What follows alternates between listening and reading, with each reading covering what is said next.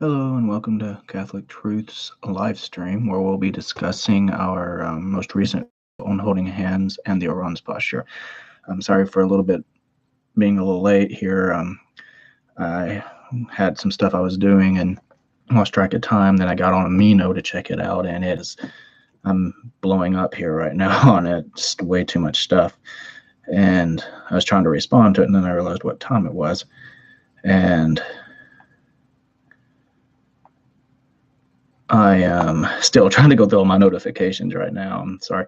I'm waiting for some people to join. Hopefully we'll get somebody here shortly. If not, if we get at the 5-minute mark and no one's really started, indications or anything or discuss, I'll go over what the video was again, maybe in a little bit more detail, and then we'll go from there. Let's see. Also got a lot of people that follow me, so I typically will go through that and follow everybody that follows me, as long as they're not, it's obviously a troll of some kind.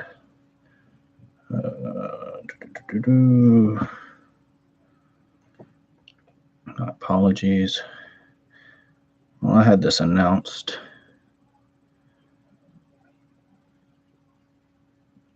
all day, so I'm hoping we get somebody to show up here. I've got somebody in the Catholics community that is going all out because someone made a post about being haunted and talking about seeing warnings of rosaries that had been made by Satanists or something. And there has been a warning that's been officially given out by quite a few different places that some people are making rosaries and putting little bitty satanic symbols on them, whether they're actual Satanists or just people being jerks or whatever. We don't know, but the last thing you really want is a rosary that's got the symbol for Luciferin. I can't even say the word Satanism on it. So sometimes I've seen them, they're like really a little hard to see. Sometimes they're etched within the actual green, and so it's really hard to see them. But as this person just going off on someone in my community here, and then there was another post on Mormonism that I'd made, and she's going off on that. And a few other things. I'm not going to go through all of that right now. She keeps going back and forth, making lots of responses. It's very annoying. Anyways, though, about 2.5-minute mark. We got about another 2 minutes now. If no one starts, then I'll start my own stuff here for y'all. Again, I apologize for no one showing up, but I can't force people to, and it is a Monday night, so probably not the best night to schedule this, but trying to get a whole week's worth of stuff done pretty much, because for those of you that want to know, Sunday I'm posting Catholic Truth videos, so we got that. Monday we're having our live stream discussing those videos. Wednesday, I believe, is we're doing Catholic Geek videos, which I haven't decided what we're going to do this week yet, so it'll either be playing something on this thing, which I don't have the proper connections right now to do a proper live stream, so it'll literally be this camera pointing at that with very terrible lighting if I do it that way. I might go over some other stuff instead, though, that I can actually hold up to the camera and you can see properly. I got a lot of little electronic devices I might cover, so we'll see. Then on Amino, for those of you that are in the Genesis and or Catholics community, in Genesis I hold an Ask a Catholic session every so often. I'm going to try doing that once a week from now on. And I have to look at, I posted a poll in both communities on which day was best for people. And I think Genesis, they voted for Friday. And then in Catholics, they voted for Saturday. So Genesis, I do Ask a Catholic. Again, that's where, we allow people to come in and ask us questions, and we try our best to answer them, in regards to Catholicism. We don't really debate. That's not the point. The point is to educate people on Catholic teachings and stuff. And sometimes we do get our trolls and stuff like that, and we just have to work around that. Then over sorry, I keep mixing the names up. The Catholic Amino, I'm starting something new this week, hopefully. I'm going to do a voice chat catechesis. There's the word. You'd think I'd know that word a little better by now. But I will be using that for people just in the Catholics community. It'll be pretty much the same thing as Ask a Catholic, but most of our people will be Catholic listening in and stuff, and so we'll be going over different topics. I don't know how we're going to go about it. It'll be an experience type thing, but excuse me. I've been drinking root beer, so it's coming back up. Anyways, we don't have anybody joined in yet, so I'll go ahead and just start talking a little bit about what our Catholic Truths video was. It was about holding hands and the Orans Posture during the Mass. So oftentimes in the Novus Ordo Mass, the NO Mass, or pretty much for the ignorant, the Mass you probably are going to, the one where they're speaking English. When they get to the Our Father, what you see is everyone stands up, which we're supposed to. That's part of the rubric. And then you'll see people do one of two things. And one's really extreme, can be really extreme. The other's more, reverent. So what my family and I do when we stand up for the Our Father, we put our hands together, and been down in prayer. And sometimes it's kind of a struggle because I got 6 kids and I'm holding one of them. So it's kind of, like that. But, all is fair when you have kids there, I guess.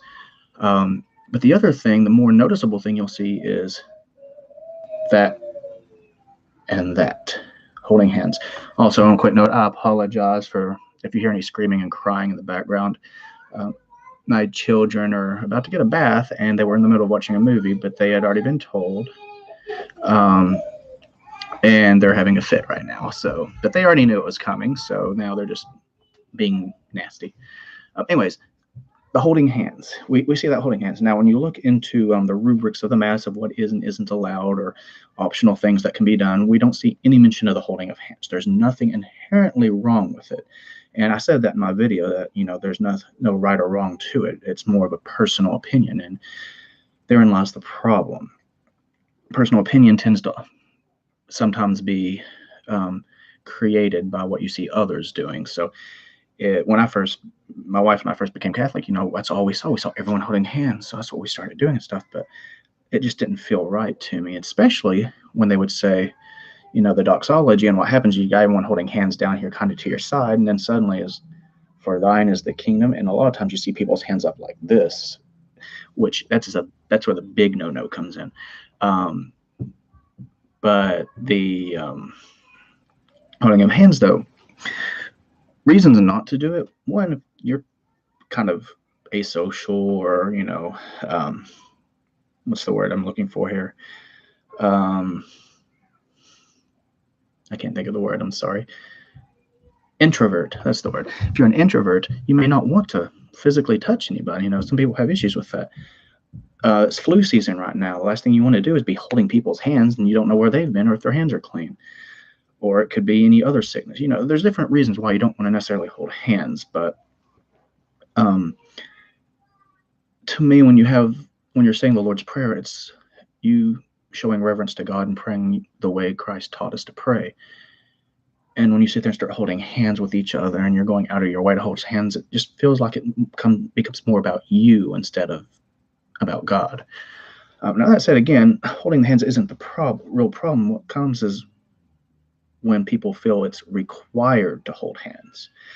So I have been to masses where everyone in the pews just hold hands with each other. That's what's common, but especially where I'm at right now, and I've never seen it done before, but it is common from what I've been reading around about.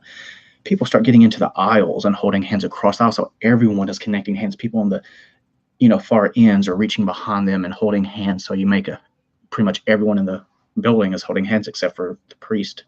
And I guess that's fine, but it gets to become an expectation, and it shouldn't be, because I've been where we're at right now.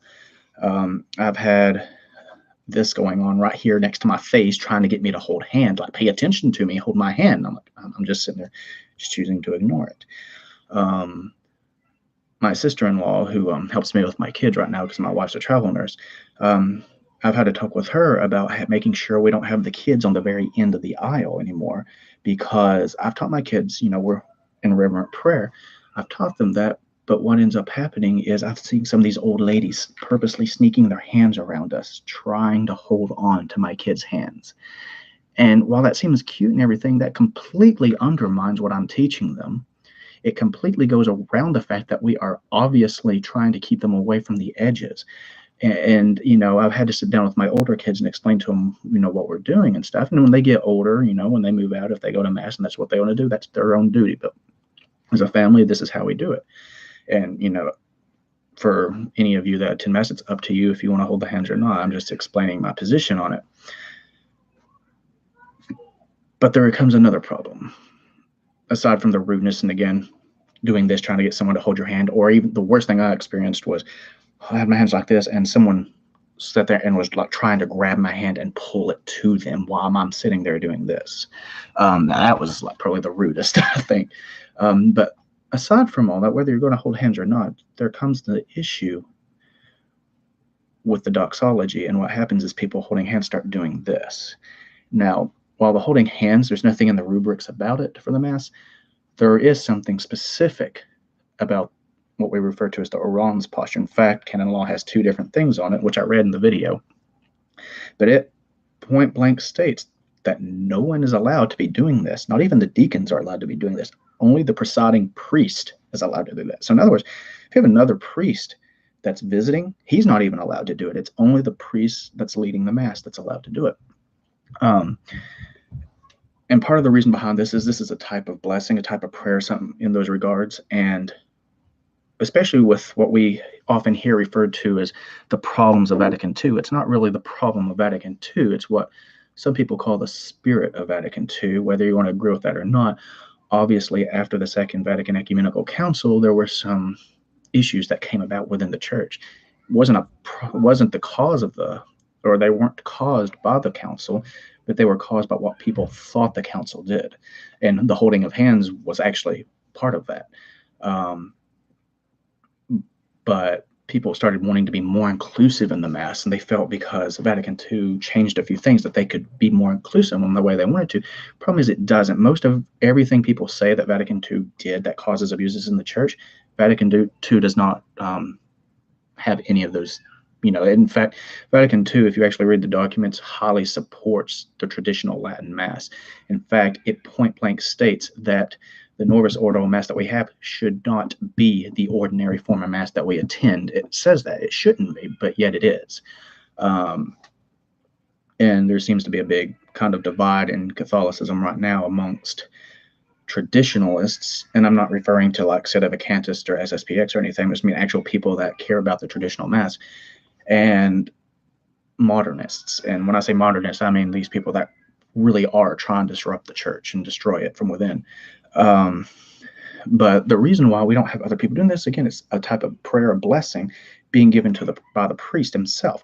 And what happened is when people started doing this, and we see it in the charismatic movement all the time, people praying, swaying like that. And what you do in your private homes and stuff, that's fine. I don't care how you pray. We can pray in different ways.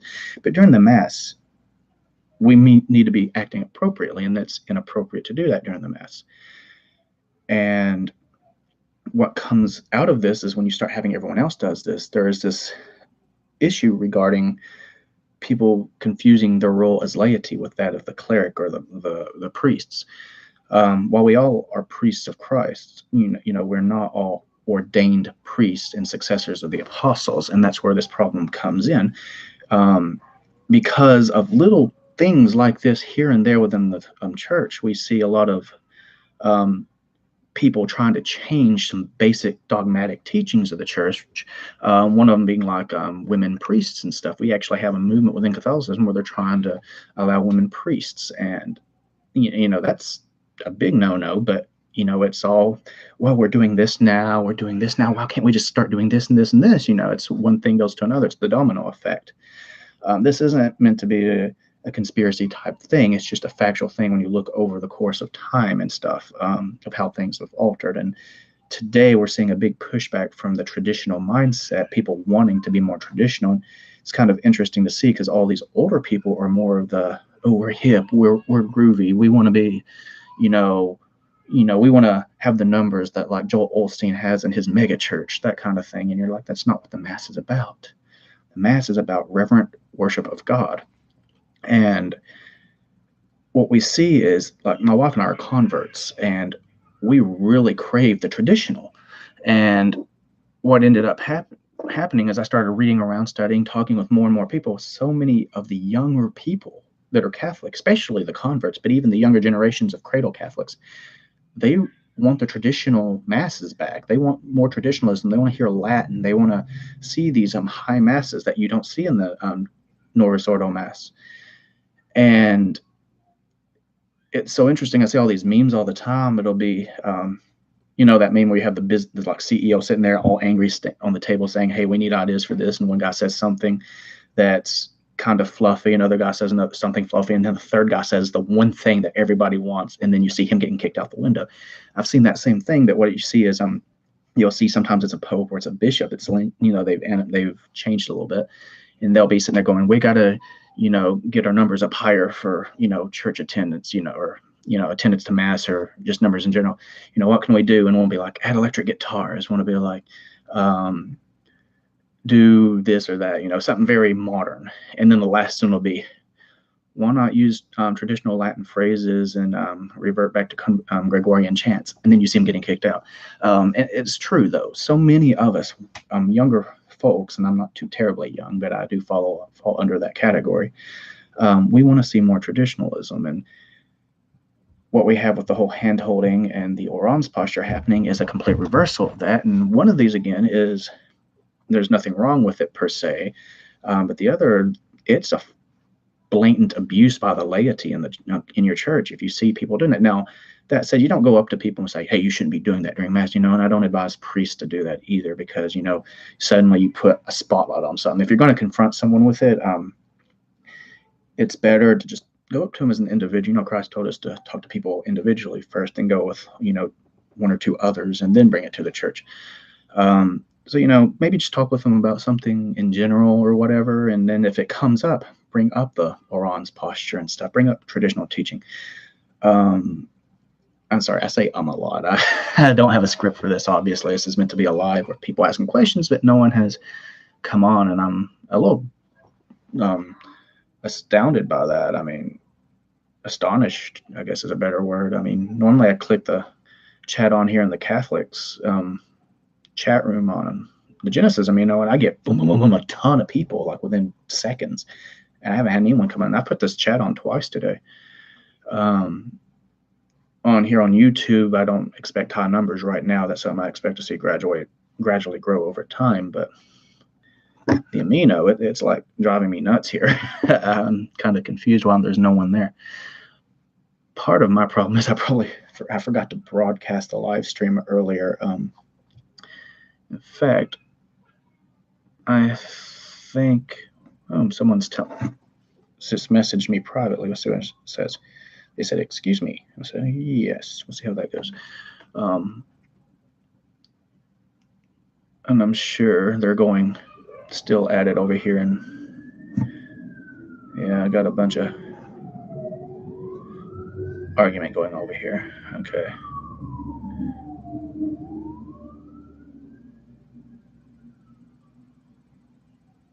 Okay, so I'll tell you a little bit about this just to give a little bit more time for generic discussion, I guess.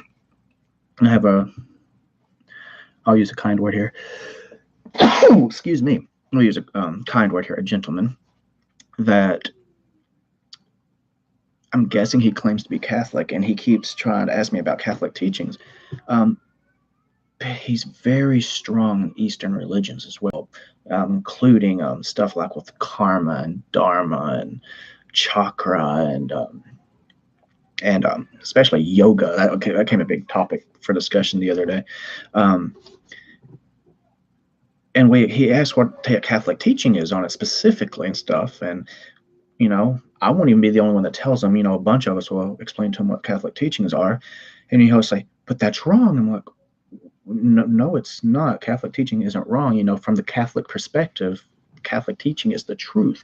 If you're claiming to be Catholic, and this goes to anybody out there, if you're claiming to be Catholic and you are Catholic, you're baptized, confirmed Catholic, but you say, well, the church is wrong in that matter, and it's an official teaching. Well, no, you're the one that's wrong because it's an official teaching. It doesn't matter if you like it or not. I mean, I was raised to not like Catholicism. I mean, very anti-Catholic. And as I studied more and more, I came to realize in my adulthood that Catholicism was correct. And even today, there are some things I find that are a little harder for me to cope with, but I do because I know it's the truth. And it's just me having to go against what I was programmed with growing up, kind of the extreme bias against Catholicism. So I can understand where someone might be coming from here, but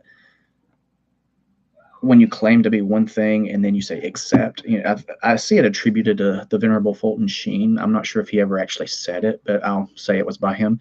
But I have a post where it has him, because he often wrote on the chalkboard on his show he used to do. And so it has him standing next to a blank chalkboard, and superimposed on it says, if you say that you are a faithful Catholic, but then, then you are no longer a faithful Catholic. And there's a lot of truth in that, because, sin is sin. While we do have the venial and mortal sin, sin is still sin. So it doesn't matter what degree of severity it is, it's still a sin. So, I mean, let's say it this way. Let's not use a philosophical mindset. Let's use an actual thing. Ooh, sirens right here. I unfortunately live right across from the fire department and police department. So when they go nuts, they go nuts. And I might actually be an ambulance, though. Well, we should pray for them, keep whatever's going on in our prayers. Ooh, daughter screaming. Oh my goodness, where was I? Oh, okay, I remember. I was giving an example, a literal example. So let's, or a physical example, not literal. All these are literal examples. If I say, I'm a faithful Catholic, but I think abortion's okay, then you suddenly go against one of the strongest, more political, teachings of the Catholic Church. And I say more political, it's actually just about human dignity. But you see how that suddenly nothing changes, but you see that, people are going to say, oh, that's different from, this religious belief. Was like, well, that religious belief isn't our religious belief. Our religious belief on abortion is the same as it would be on the Eastern religions. It's not being faithful to God. I brought up yoga. In yoga, true actual yoga, there is no distinction between yoga and Hinduism. If you ask someone who's Hindu, what's the difference between yoga and Hinduism, they'll say nothing. Yoga is a very deep-rooted aspect of Hinduism. Now, we in our more secular world today be like, oh, I don't practice the spiritual part of it. The problem is many of the poses in yoga, like, or, I don't know yoga too well, they're spiritual postures. They literally are physical acts of prayer. And also, they're supposed to help with your bodily energies and chakra and all that and stuff. So the question always gets, should a Catholic practice yoga? Well, the best argument I heard was, if you go to a yoga studio and you're taking yoga classes with a yoga instructor, then you are taking yoga. You aren't doing spiritual stretches. You're doing yoga, which is bad. If you can somehow manage to find someone that has taken the spiritual nature out of yoga, which is going to be really near impossible, but it, I guess, is possible. I've heard of people doing it. Then that's fine. In fact, there's a lot of Christian-based exercise programs that involve a lot of stretching. That's somewhat similar to yoga, but they don't use the same positions. But they get the same effects done, because at some point in time, lay down and just stretch out as much as you can, and just do that for about a good 30 seconds to a minute and get done. You'll feel so refreshed. So stretching is good. The problem, of course, comes again with the religious aspects of it. And again, this whole mindset this person is using actually can tie in with our stuff today, because, again, it's that encroaching modernism that comes into the church. And we just had a viewer come in and then left. Unfortunately, I wish they would have stayed and asked us a question. Fortunately, last time we did this, I think I actually deleted the video because nothing happened with it. But from now on, I'm going to keep the videos up unless there's something very bad happens. But we had a troll come in, and in the chat, over here in the live chat, just started being very vulgar. And I couldn't delete it. I was trying to delete the comments. I was trying to remove the guy, and it would not let me do it. And I don't know why. And the best I can assume is it has to do with the age of my computer. I don't know. It's Windows 10, and it runs most things smoothly, so I don't know what was going on. And we finally have someone in Catholic chat. Hello, Lido. I am live streaming on YouTube as well. If you want to get in on that, that's up to you, though. You came in right after I'd already finished discussing the entire video, but I will go over it again if you have any questions regarding it. And for no, Lido, this isn't an Ask a Catholic's chat tonight. This is discussion over the most recent video that I with on Catholic Truths, my YouTube channel. Of course, I've changed the YouTube channel. I used to just be called Catholic Truths, but I've decided to take some liberties to it with a little bit of more platforms, and so I became the Catholic Geek. But Catholic Truths is still one of the videos that we do, and it has its own playlist and everything. But Lido, did you watch the video? This week's video on holding hands in the Orans Posture by chance? You have not. Lido, how could you come to this and not know? You hurt me. Ouch. You should go subscribe. I encourage it. You would actually become my 60th subscriber if you did.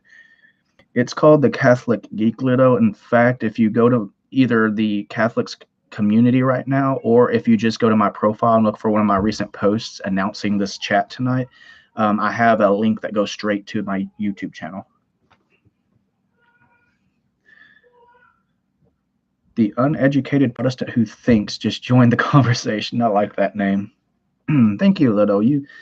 Unless someone else has joined it recently, you should be subscriber number 60 on my channel right now, which is awesome.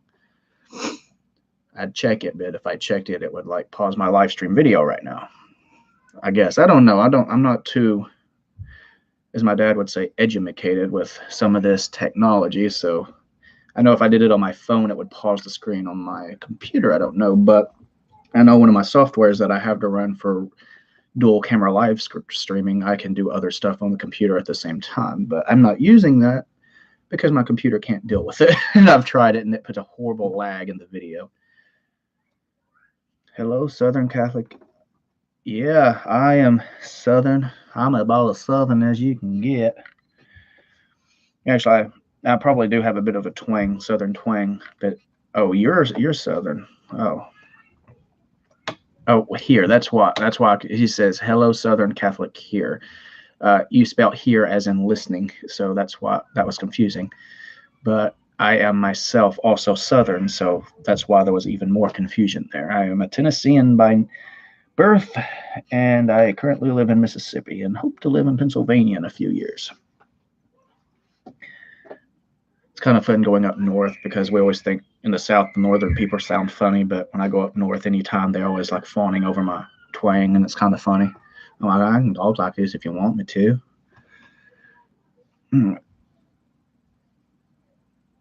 Yeah, that's actually a question I had. Why in the world, if you're Catholic, why in the world is your name the uneducated Protestant who thinks? It seems oxymoronic to me. For those that don't realize, oxymoron is not an insult. It's actually an adjective referring to it's a noun referring to two words that are combined that contradict each other, like the term good grief, for example.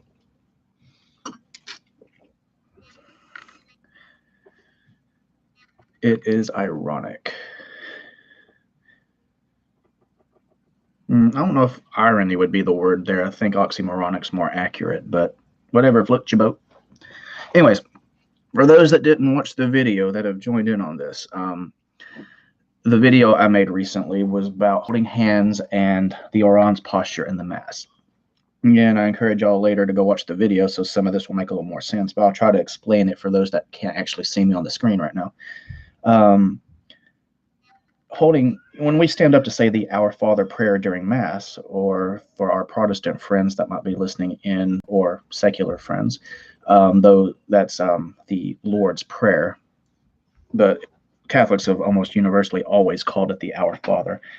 But the Our Father, as most know, is Our Father who art in heaven, hallowed be thy name. Thy kingdom come, thy will be done on earth as it is in heaven.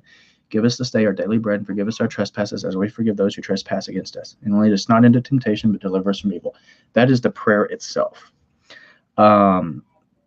However, if you're from a Protestant background, you'll say, well, no, there's part of it missing. I just missed part of it. And you'll say, for thine is the kingdom, the power, and the glory forever. Amen. That's actually not part of the prayer. In fact, it's actually not even supposed to be biblical. You look at the oldest texts and actually many of the medieval texts, and you don't even see that written anywhere. What they discovered was many scribes, when they were copying down copies of the Bible, because it was all handwritten, a lot of times they would put notations down, and they've a few times found the doxology, as we call it, written in the margins next to that scripture of the Lord's Prayer. But what the belief is right now in theological circles is that a monk very possibly got tired and was writing and just wrote down the notes. In other words, he copied the cliff notes along with the notes. And it just eventually became part of the scripture. And I can't remember if it's got its own separate verse for itself or if they've more recently kept them the same. I've seen even King James versions now that actually remove that and put it down in the footnotes. So anyways, so when we get to the Our Father during the Mass, we're already kneeling at that point. So when we get to Our Father, we all stand up, and we say this prayer. What ends up happening, though, is everyone, in typical fashion, just starts holding hands. Now, before the 1960s, this was an unheard of thing. No one held hands. And it's interesting enough, we got flu season going around, and my parish that I'm at right now 2 weeks ago made this big thing about not, shaking hands during the sign of peace or anything, and they won't want to have the chalice for fear of spreading, the flu. Sure enough, though, when they said, Our Father, everyone sat there and grabbed hands. So I was like, well, that's counterproductive. But the issue with the hand holding is, it's not a requirement. There's rubrics to the Mass and pretty much what is and isn't allowed during Mass, what's optional, stuff like that. And that's to keep the Mass the same around the world. If you if you're traveling, say if I'm here in the U.S. and I travel and I go all the way to Eastern Europe and I go to a Roman Mass, it's going to be the same Mass that I would have been having here. It might be in like German or something if I'm like in Austria or something, but it's still going to be the exact same Mass. But the hand-holding thing, it is not within the rubrics. In other words, there's nothing about hand-holding in it. It doesn't say you can, it doesn't say you can't. Now, the best rule of thumb is if it doesn't say anything about it, then it's best always to just not do it. But we see after the 1960s, we see this becoming a very commonplace thing. And again, it's your own interpretation if you think it's right or wrong to hold hands, and it's your own choice.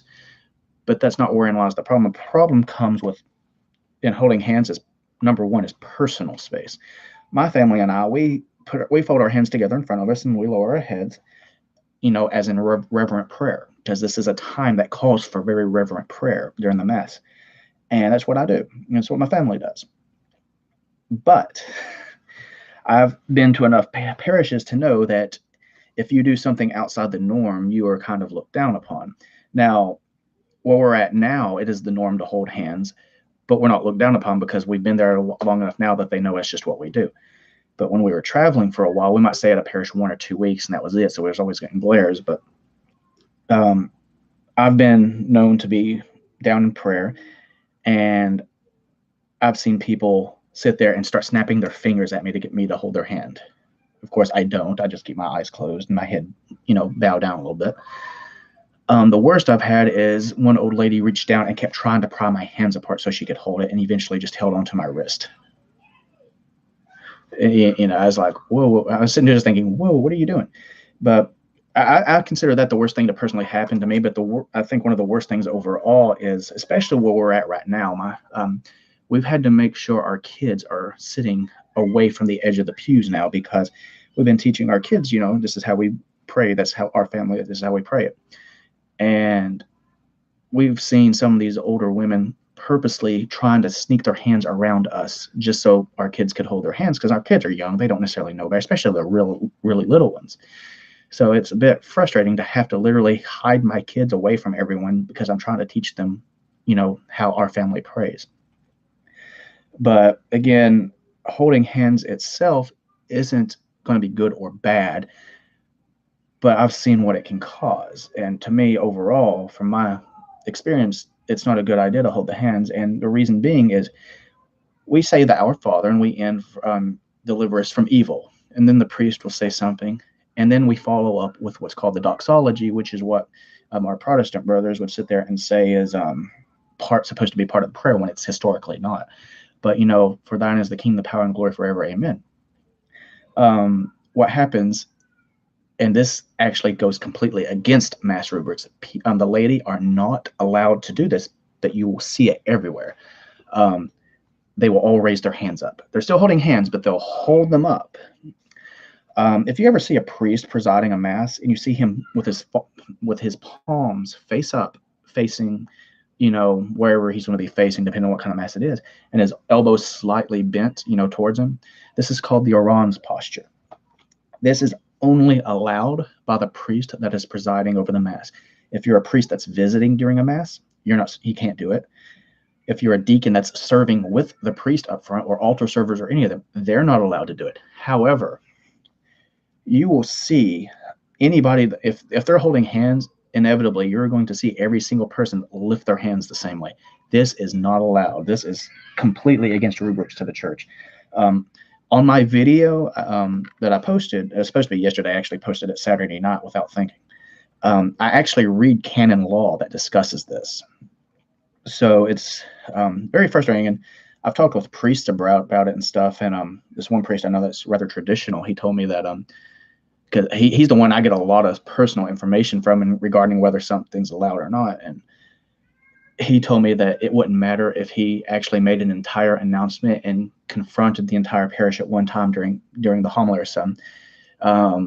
He said it wouldn't matter because he's tried doing it before. People either try to correct him when he's telling them what it says, or they'll just flat out ignore it regardless if it's wrong or not. Okay, hello, Saber. You said, my traditional Polish priest who I serve every week under makes sure we at the altar do not do the Orans Posture. That's very good of him. That's great. Of course, the problem is, are you Roman Rite, Sand? Are you Roman Rite? I don't know what rite Poland would be under. Okay, I wasn't sure if Poland might have a Eastern Rite that they're under or anything. But that's good to hear that he's traditional in that regard, because no, the Orans Posture is not allowed by anybody. And this is why I discourage the hand holding for the most part, because it just encourages you to do the Orans Posture. Because, if one person holds their hands up, it's a chain reaction and everybody holding hands does. And if it's just one pew of people holding hands, it shouldn't affect everybody else, but there's a visual, and so everyone sees it. But if it's like some churches I've been to, especially like the one I go to now, people cross aisles to hold hands. So you now have as many lines of pews as there are. Everyone are holding hands in all those. And I have seen it extreme enough, not where I'm at right now, but at one other place where they not only crossed aisles, but they started holding hands behind them. So they created like a huge human link of every person in there. That was broken by my family, of course, because we didn't hold hands.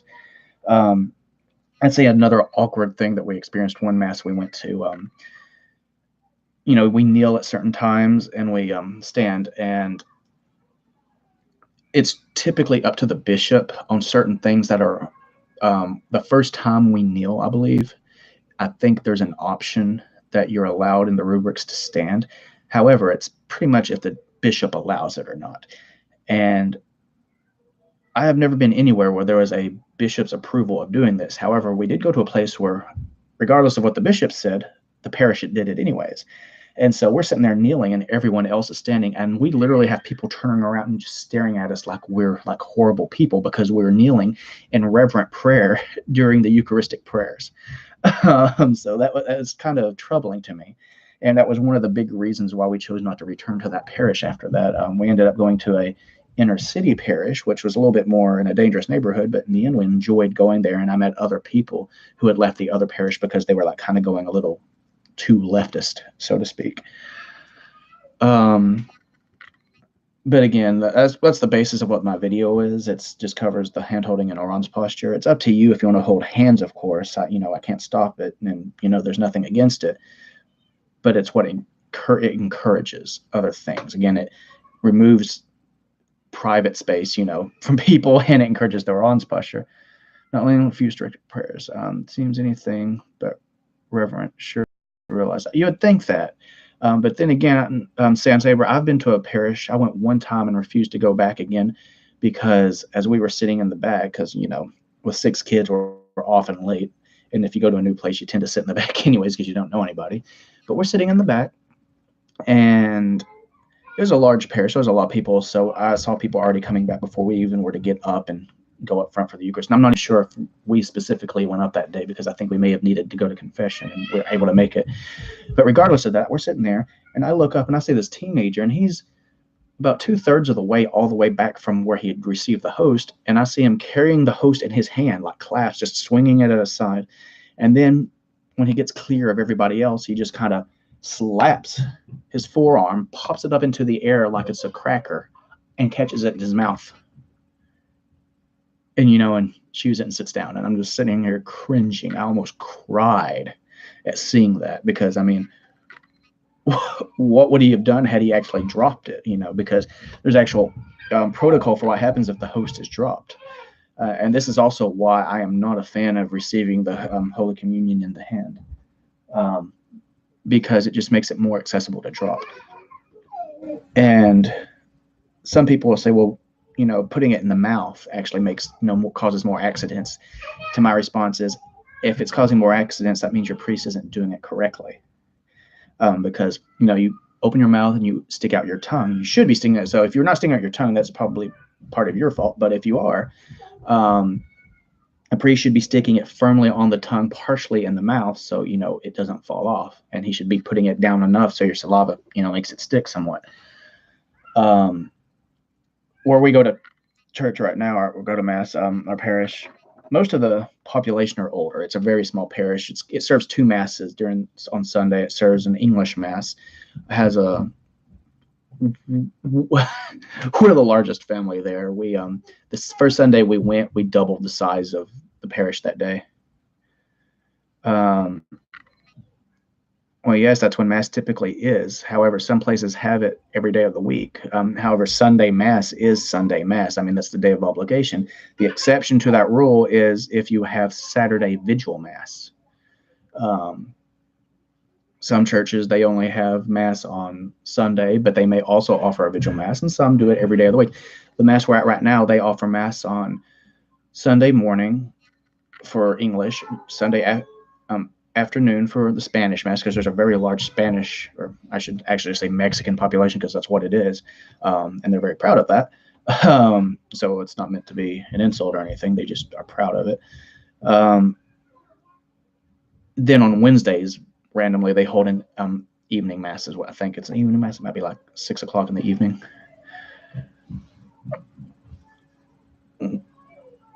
Okay, for those on YouTube that might view this later, I have someone telling me that they don't have a Sunday Mass. They have only Saturday Masses and every other day aside from Sunday. Every other day. I guess my question is, does your priest preside over other Masses in your area? Because that would probably be why that happens. If he doesn't, I would recommend calling your bishop and figuring out what's going on, or like email your bishop or something, because if he doesn't have other parishes he's presiding over, he should definitely be doing the Sunday Mass.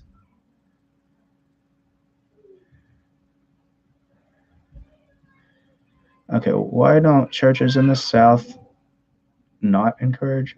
That's a double negative. So I'm just going to read it the way I think you meant it. Why don't churches in the South encourage those who speak English to go to the English Mass?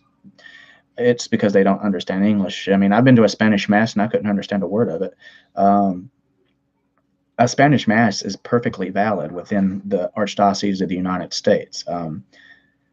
Culturally, there's a few differences on certain saint days. Like they're like real big on Our Lady of Guadalupe, where actually a church we went to, they actually were doing the feast day of Our Lady of Guadalupe, but for the English Mass, there actually wasn't a feast day there.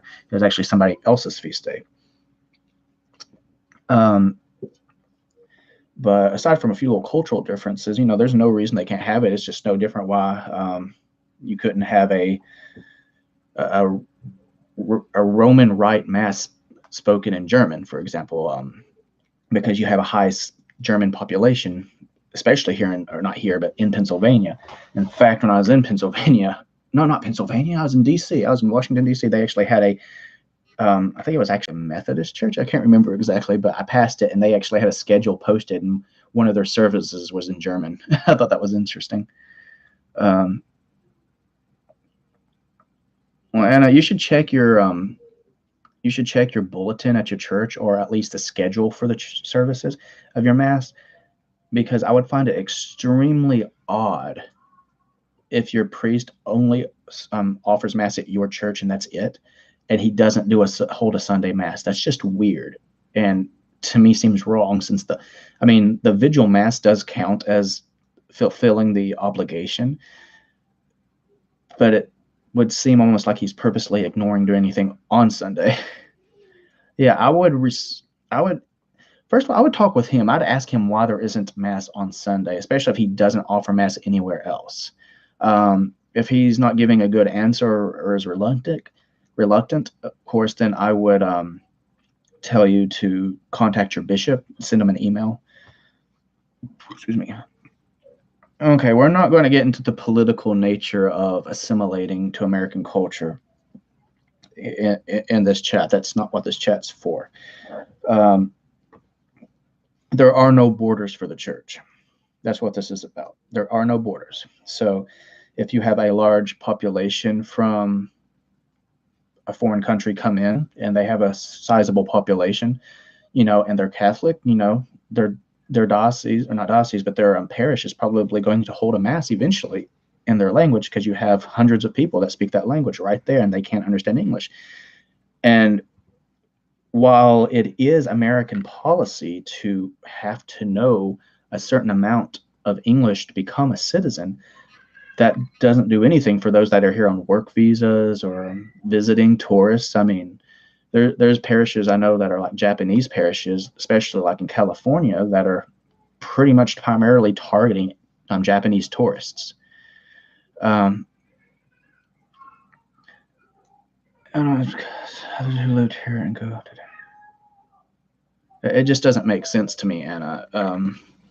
Again, for those on YouTube, I have a member here in Amino saying that her priest doesn't hold mass on Sundays, which is really weird. He holds a vigil on Saturday evenings, but he's also the only presiding priest. So to me, that's a bit confusing. And maybe he has special permission from the bishop, but I don't know why. I don't know what a priest would be doing on Sunday other than holding mass, because he should have no other real obligations unless he's got more than one parish that he services. And even then, oftentimes they still hold Sunday mass. They just hold them at different times. In my hometown in Middle Tennessee, because in Tennessee you're not going to really find that many Catholics. My hometown, the parish there, the priest doesn't even reside there. That's not the main, church there. If you go to the next town over, which is about a good 25-30 minutes away, you go to that Catholic church. They got the church offices there, and that's where the rectory is. That's where the priest is. It's the same priest. And what ends up happening is on Sundays at 8 in the morning in that town, he holds mass there. And then at 10 in the morning, he holds mass in my hometown, and they have a Saturday vigil at one of the churches. I can't remember which one. So, I mean, he has a mass pretty much almost every day, and he's just one man. So, there's some issues regarding his personality, but we won't get into that.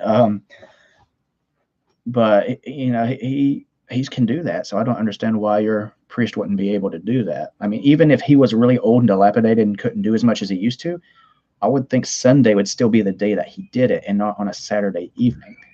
Okay, he's not old. Again, and I recommend you talking with him and asking why there's not a Sunday mass. And if his argument is, well, no one shows up on Sunday, that's not a good excuse. I wouldn't tell him that, but if that's his excuse, I would recommend, just if you actually can talk to him, chat with us and hear about it, so we can know what he said. We can give you more of a proper response for that then. But honestly, I can't think of any reason why he would not hold a Sunday mass, especially you just said he's not old. So, I mean, if anything, he would be younger and have more energy to perform mass every day if he has no other obligations. I mean, the priest where I was confirmed at, he's not too terribly old. but he can't hold mass every day. Well, he does and he doesn't. I think he's also technically the principal of a school that's part of the church there.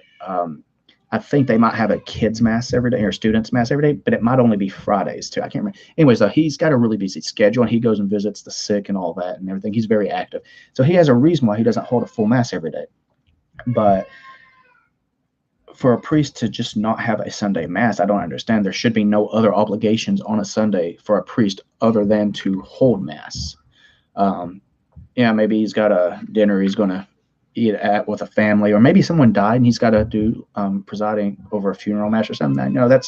Those are unexpected things that you don't plan someone to die every Sunday. You don't plan to have dinner out with, certain people every Sunday. Yes, Anna, I'm feeling really bad for you right now if you didn't realize Mass was on Sundays. I mean, that's just the normal day. I mean, historically, that's just the day they were held. Nom, I'm sorry, is Nom even listening to us? Yes, he is. Nom, I'm sorry you hate the voice chat, but this is a specific session that I'm going to be holding on Mondays that covers the Catholic Truths video that I post on Sundays.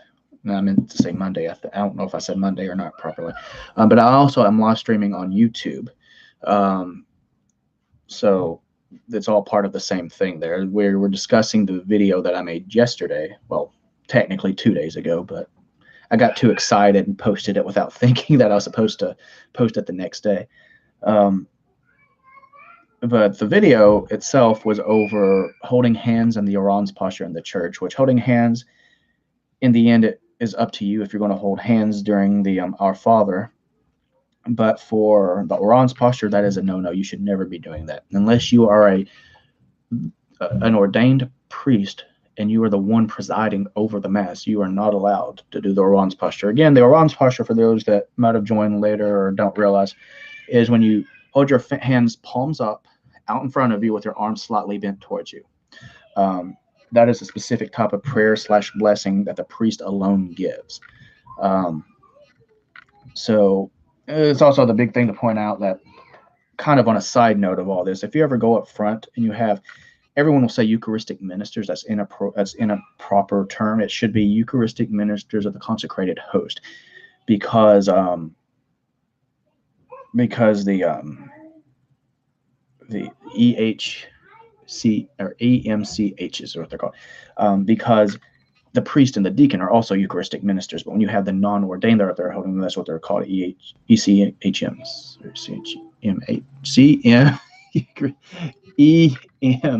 EMCHs.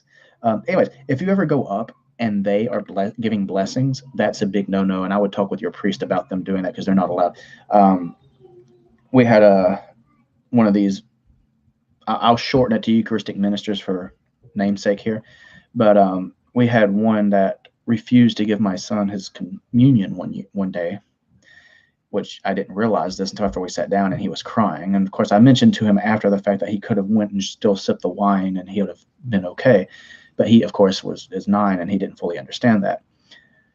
But that aside, she had this habit of often drawing crosses on people's foreheads, or placing her hands on children's heads and stuff, and saying, giving little blessings. That's like a big no. That's it's a big no. Anna, is English your first language? I can't remember, because she's saying she mixed up her days. Okay. Yeah, Sunday is the first day of the week, or the last day of the week, depending on how you do your calendars where you're at. I know some places have Sunday as being the last day on the calendar. I think a lot of Europe does that. But here in the U.S., Sunday's our first day of the week. Hang on, we got some. That's very true, Sand. He's saying that we should avoid saying Eucharistic ministers. The only reason I would be doing it at this point now is just to quit getting tongue-tied.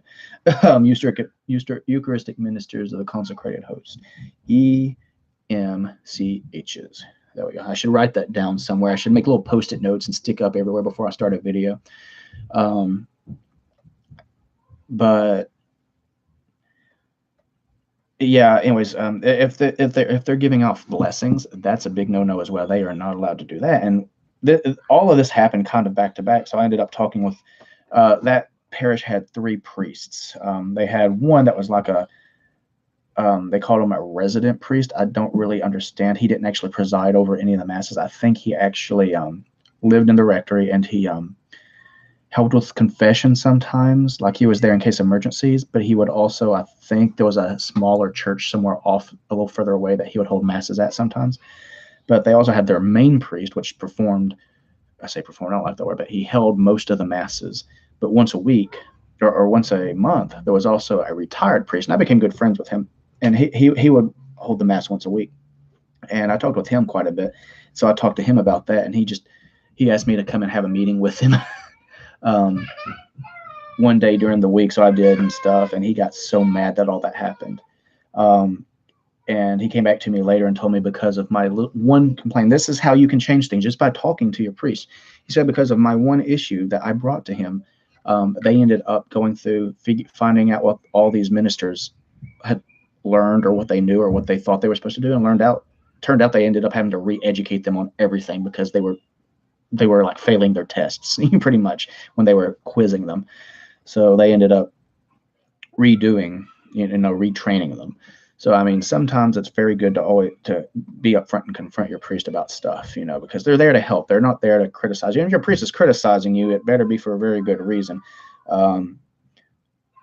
For example, because of inconsistent schedules of my personal self getting to confession, and the even worse scheduling of getting my son to confession, I realized this past Sunday that I hadn't had communion with our older priest when he was presiding in quite a while, just because it was he and a younger priest interchange out, because the older one's, he's retired, and so he does every other Sunday, and the other priest travels around and stuff, and he does the other Sundays.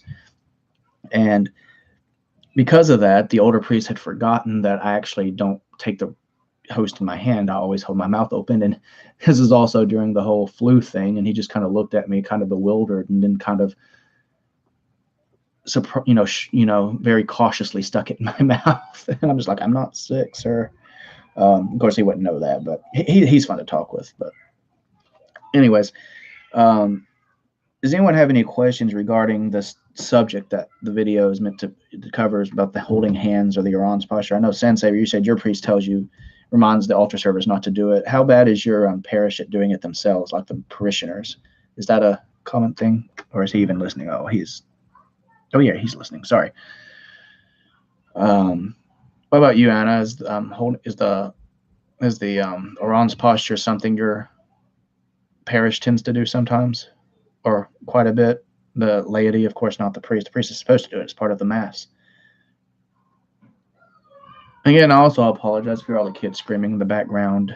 They were watching a movie earlier, and regardless of the movie, they started to get baths, so there was some screaming and crying earlier, and right now they're about to go to bed, so they're all that little last bit of adrenaline running through them, because, it's bedtime, better make sure everyone thinks I'm awake right now. Because the last words I want to hear is when I know they're supposed to be in bed. Can I play? No one should be playing. But I'm trying to make these videos an hour long right here, and I'm running out of stuff to say because no one's really joining into the YouTube chat, and no one's okay. Sansaber was typing here. He says, very commonplace, not with Orans posture, but hand holding. Very poor community I go to on Sundays. Tight knit Mexican families who are luckily all very devout. That's very good, Sansaber. Part of my discussion on the Orans posture is when they're holding hands during the Our Father. When they get to the doxology, do they raise their hands up? Because that is also considered part of the Orans posture. And that's where I was talking about holding hands. I discourage it because all it does is encourages going against the rubrics. While, again, hand holding, there's nothing actually against the rubrics in it. There's nothing with the rubrics either. And it definitely encourages actions that go against the rubrics.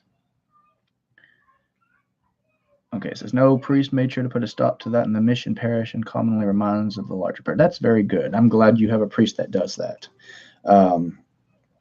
I'm in trying to teach my kids properly not to do that either. And the younger ones don't fully understand because, of course, when we first converted, that's all we did because we didn't know any better. And I started studying more and more and stuff because, while I had studied a lot about the one true church, and that's why we became Catholic, I hadn't studied as much about what you do during the Mass. I was kind of in the position Steve Ray was in, where he had never been to a Mass and stuff, and so he just had to do what was going on. For those that don't know, Steve Ray is a very famous Catholic convert, and he does a lot of talks and makes videos and movies and stuff. Anyways, I'm going to wrap this up on YouTube here. Hopefully next week we will do better. For those of you watching, or not now, but in the future, thank you for watching. I hope you like and share the videos. The more likes and subscribes I get, obviously, the more likely you're able to see these videos pop up. All right, thank you all on YouTube, and God bless.